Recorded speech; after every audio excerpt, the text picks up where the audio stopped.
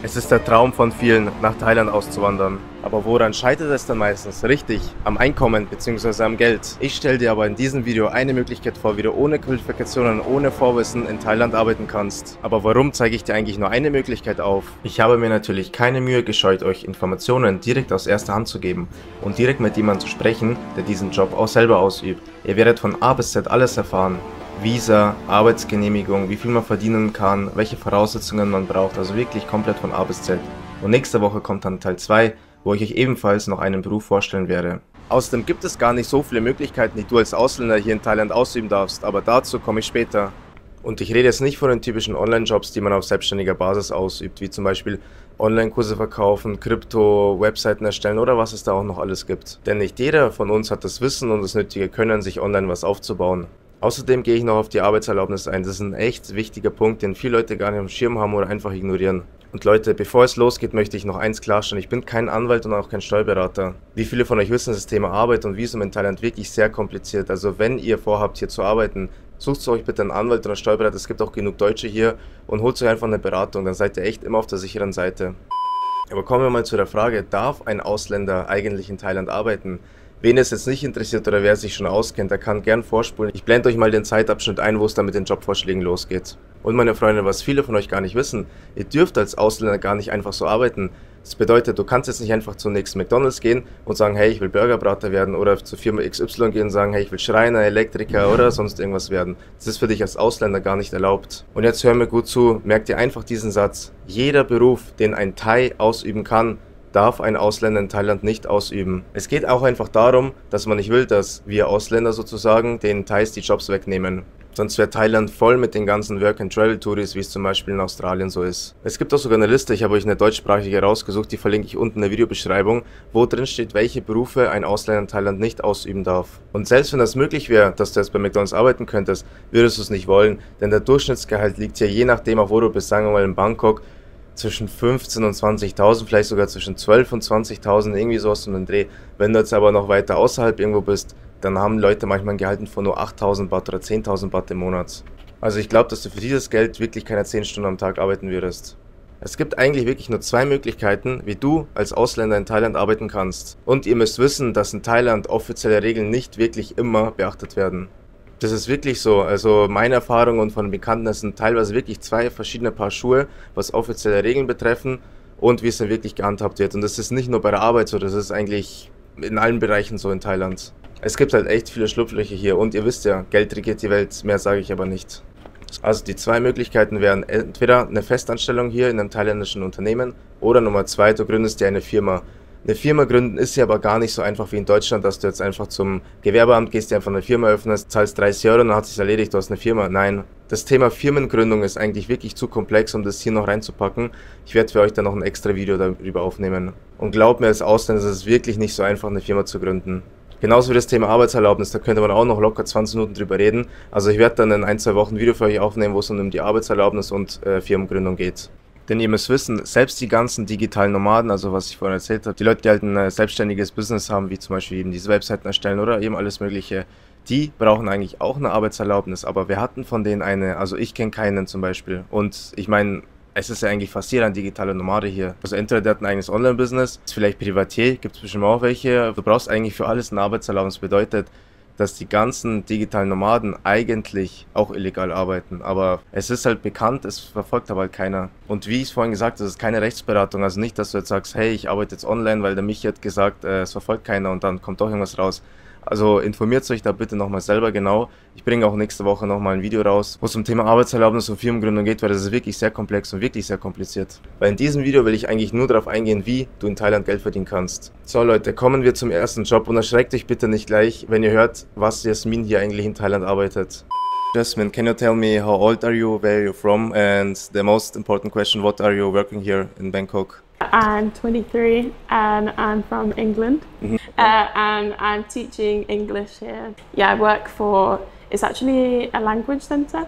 The most important question, because my viewers will be maybe curious, because English is your mother language, yes? Yes. Can, for example, I work there, so my English is not perfect. I have like a baby English. So can I work as a teacher with my English too, or I have to speak like fluent English? No, you can work as well. If you have a good understanding and a clear accent, then yeah, you can work. Some companies, they might ask you to do English exams. Oh, really? Some of them, they can ask for, it's called a TOEIC or an IELTS, but that just depends on the school. But yeah, if you have a good understanding of English, your accent is clear enough, then Okay, yeah. okay. And Jasmine, I need any qualifications or experience before, or for example, like me, I never study, I never had experience as a teacher. I can start working there, or I need to prove them some qualifications or not? So again, it can depend on the school. A lot of places will advertise having at least a year's experience or having a TEFL, something like this, but not for every school. Okay. Especially language centres, they're a lot more open to people with no experience, so that's a great place to start. I would recommend getting a TEFL if you're interested, because a lot of people do get them before here. But you definitely don't need experience. I didn't have any experience, and I got a role as soon as I came here, basically. Because so. I meet one Russian guy and he say he's teacher, but I was talking with him English and his English was so bad, you know, and he say he's teacher. Well, at my company we had Russians, people from South Africa. They're from Germany? Because I'm from Germany. I don't think we had any from Germany actually, maybe in the past. But again, language centres, they have loads of foreign teachers from all over the place with varying different abilities in English. So yeah, there's loads of opportunities. Some smaller private schools as well, they're more open to anyone without experience or with little experience. But international schools, I have to... For international schools, that's a lot more difficult. For smaller ones, if you have experience in a TEFL and things like that, they can accept you if you have the confidence. Yeah, but for the top internationals, it's really difficult. They're more for teachers that are fully qualified and they move out here for the better life in Thailand. So, yeah. And Jasmine, tell me, I need to speak Thai or not? No. No? Can you explain me how you teach them if you cannot speak English, so you have a second person there? Okay. Yeah, so at pretty much any school, you will have a Thai speaker who can speak English as well. And they will help translate, which is like really useful for younger kids especially. Of course, They also, I love teaching with a Thai teacher because they deal with the parents as well. So maybe you have to do parents' evenings, but they can translate.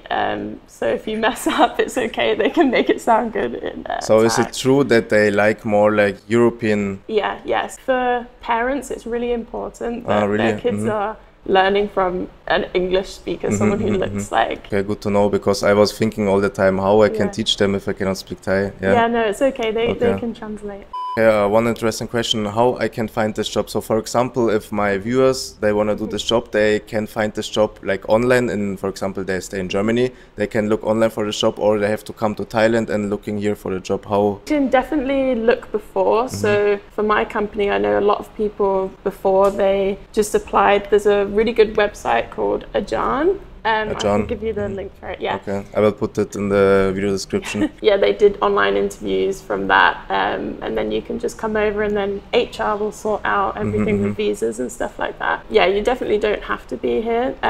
The best way to get a job is to look online. Some places will say they want people to be in Thailand already, but that's just a few of them. Okay, and is it hard to get this job, or is many offers to get one job, or you have to search a lot? I think it depends what you're looking for. Just normal. Yeah, teaching. I think that there's loads out there. When you look on Ajan, Facebook is also really good. You can find groups on there if you just search teaching English in Thailand. But also one thing to note is there are different hiring periods for the Thai terms. Right now it's the holidays, so this is kind of the best time to look. In the holidays? Yeah, because obviously there's teachers that have finished their contracts and things.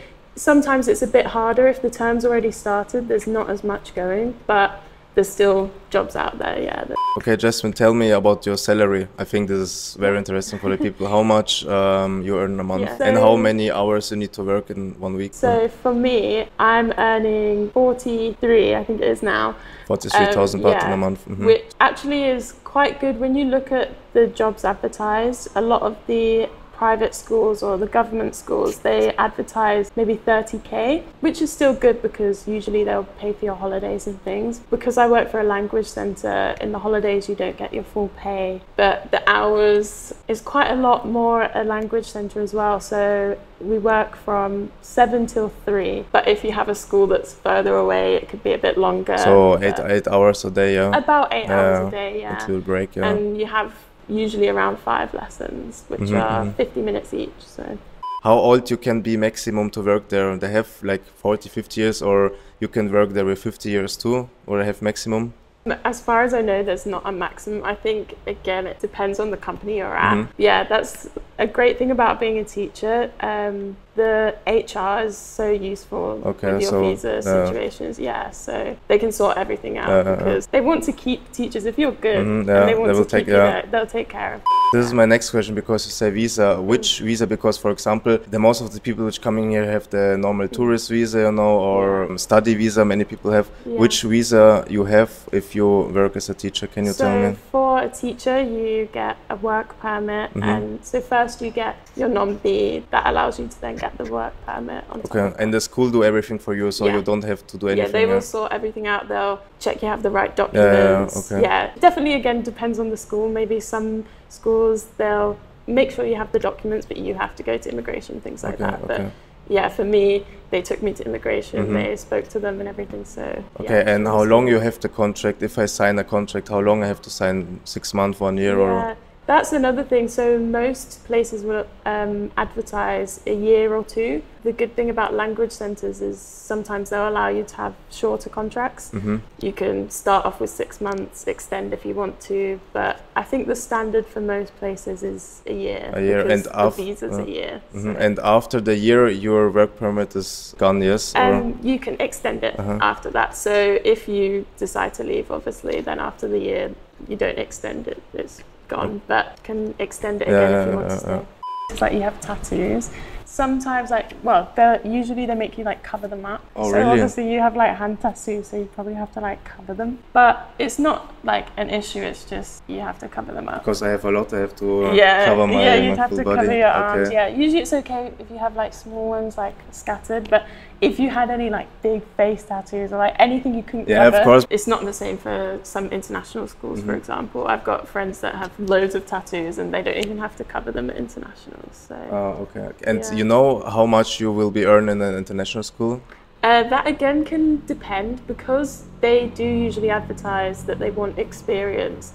If you have no experience, it would probably be on the lower end, maybe 40 for internationals to like 60 for the small ones. Okay. But for bigger ones, you're looking at 80 plus probably. But that's 80 is very much. If you're living with 80,000 like in Germany or in England, it's not so much, but 80,000 in Thailand is very much. Yeah, I mean, when I first started, there was actually a probation period, so I was on 40,000. That was still fine. It is more than enough. The cost of living here is, even in Bangkok, I know people say it's expensive, but you can definitely do it.